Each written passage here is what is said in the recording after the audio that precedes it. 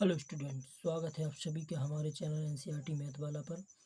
तो स्टूडेंट, ये कक्षा 12वीं का है अगला वीडियो है इसी सीरीज में, चूँकि हम अध्याय फर्स्ट पढ़ रहे थे जिसमें कि हमने इम्पोर्टेंट क्वेश्चन पढ़ लिए था। उसी सीरीज में अगला प्रश्न है जो कि परीक्षा की दृष्टि से आईएमपी है। कह रहा है कि एक समान विद्युत क्षेत्र में विद्युत द्विध्रुव पर लगने वाले बल आघूर्ण मतलब टाउ का गणना कीजिए। तो क्या करना है डियर स्टूडेंट, हमको बल आघूर्ण की गणना करना है। मोस्ट इम्पोर्टेंट है वार्षिक परीक्षा की दृष्टि से। तो देखिए बिल्कुल सरल है। जैसे कि इसके लिए पहले हमें व्यंजक बनाना पड़ेगा एक समान विद्युत क्षेत्र में, ठीक है।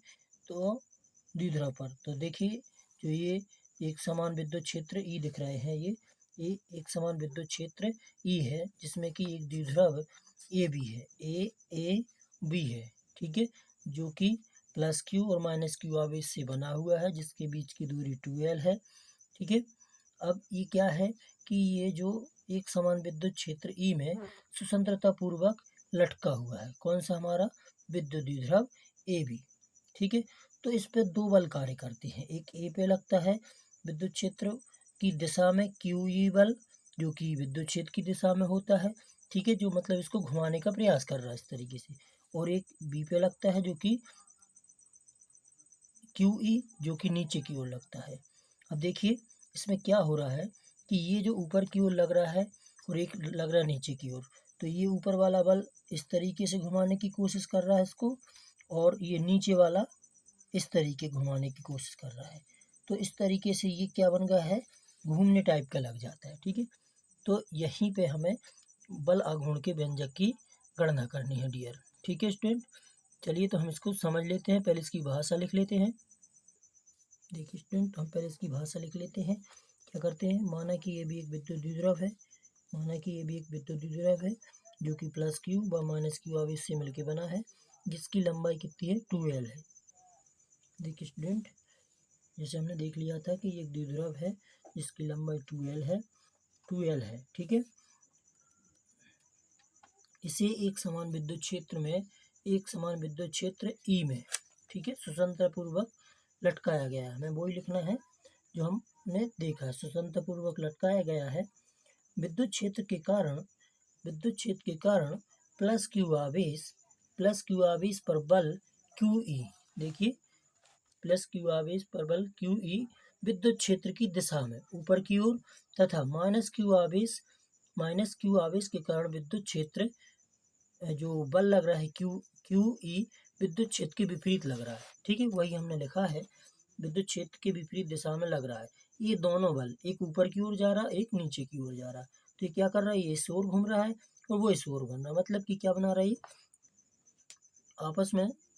आपस में बल युग्म बना लेते हैं। जो विद्युत क्षेत्र जो हमारा विद्युत द्विध्रुव है स्टूडेंट ये भी इसको घुमाकर यानी विद्युत क्षेत्र के समांतर लाने का प्रयास कर रहे हैं, ठीक है। मतलब कि ऐसा घुमा रहा है इसको, ये है जो हमारा इस तरीके से इसको ऐसा घुमा के और इसको ऐसा घुमा के, मतलब ये ऐसा करने वाले हैं, यानी विद्युत क्षेत्र के समांतर लाने का प्रयास करते हैं। तो भाई स्टूडेंट, इसमें ऐसा करने के लिए इस पे एक बल कार्य करता है जिसे हम बल युग्म आघूर्ण कहते हैं। तो देखिए इस पे जो बल लगता है उसको हम देखते हैं क्या है। देखिए स्टूडेंट, तो यहाँ पे एक बल आघूर्ण कार्य करेगा जो क्या होता है, बल गुणित बलों के बीच की लंबवत दूरी, यानी जो कि बल है वो बलों के बीच की दूरी। देखिए तो यानी इसमें बल कौन सा लग रहा था डियर हमारे पास, क्यू ई, ये नीचे की ओर और क्यू ई ऊपर की ओर। तो बल हो जाएगा हमारा क्या स्टूडेंट, क्यू ई और गुणा बलों के बीच की लंबवत दूरी, मतलब ये वाला बल और ये वाला बल, इन दोनों के बीच की ये लंबवत मतलब ये वाली दूरी, यहाँ से यहाँ तक देखिए ये हो जाएगी लंबवत दूरी BC। कितनी हो जाएगी स्टूडेंट, BC, इसको दे देते हैं। अच्छा, बल आघूर्ण को डियर स्टूडेंट इस तरीके के चिन्ह से दर्शाते हैं जिसको बोलते हैं हम टाउ। क्या बोलते हैं, टाउ से दर्शाते हैं, ठीक है। तो इसको दे देते हैं हम बच्चों क्या, समीकरण 1। अब हम यहाँ से कुछ मान की ज़रूरत पड़ेगी हमें, तो वो हम निकालने की कोशिश करते हैं। देखिए बच्चों, तो हम स्टूडेंट हमें क्या निकाल ली है, BC निकाल ली है, दोनों बलों के बीच की लंबवत दूरी BC। तो आइए थोड़े समय के लिए हम इस चित्र में आते हैं। ये हमारा त्रिभुज बन गया है ACB। ये कौन सा बन गया, हमारा समकोण त्रिभुज बन गया। ठीक है स्टूडेंट, आपको पता है समकोण त्रिभुज यानी 90 अंश के सामने की भुजा कर्ण कहलाती है। ठीक है, ये आधार और ये लंब हो जाएगा। तो आइए हम देखते हैं समकोण त्रिभुज में कहाँ पे हो जाएगा स्टूडेंट, समकोण त्रिभुज कौन सा हो जाएगा हमारा, ACB में। ACB में यहाँ से हमको स्टूडेंट BC का मान निकालना है। ठीक है, तो BC क्या होता था, BC किस में आएगा, जैसे कि हम देख रहे थे लाल बटे कक्का।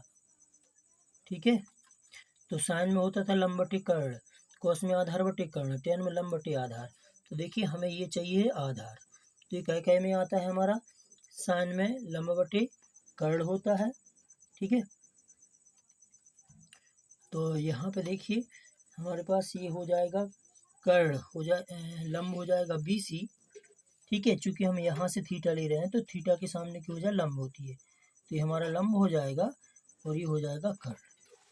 तो हम यहाँ से साइन थीटा का मान निकालते हैं स्टूडेंट। आइए अगले पेज पे, अच्छा इसी पे देख लेते हैं।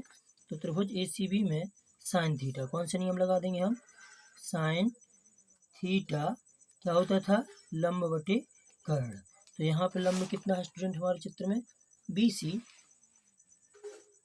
और कर्ण हो जाएगा AB। कितना हो जाएगा डियर, AB। ठीक है, इसके बाद नेक्स्ट पेज पे देखते हैं हम। तो देखिए स्टूडेंट, हमको यहाँ से BC का मान निकालना है, तो पहले इसके मान रख देते हैं हम। साइन थीटा BC का हमारे पास है नहीं है, लेकिन AB का है हमारे पास। ठीक है, देखिए AB कितनी थी हमारे पास, 2L। तो यहाँ पर रख देंगे हम 2L, साइन के बटे में कुछ नहीं तो कितना हो जाएगा डियर, 1।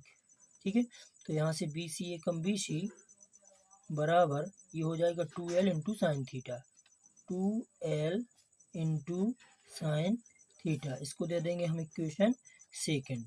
अब देखिए डियर, जो हमारा इक्वेशन फर्स्ट था ये था, कहाँ था, टाउ बराबर QE गुणित BC। तो हम समीकरण 1 में BC का मान रख देंगे। ठीक है, तो हम क्या बोलेंगे, BC के मान को समीकरण 1 में रखने पर तो क्या हो जाएगा, टाउ बराबर क्या था, QE जो बल लग रहा था गुणित BC का मान कितना था dear, 2L into sine theta. ठीक है, QL साइन थीटा। तो देखिए स्टूडेंट, टाउ हम इसको क्या लिख सकते हैं, देखिए 2 ये Q और L। आपको याद होगा मैंने ये ऐसा क्यों लिखा है।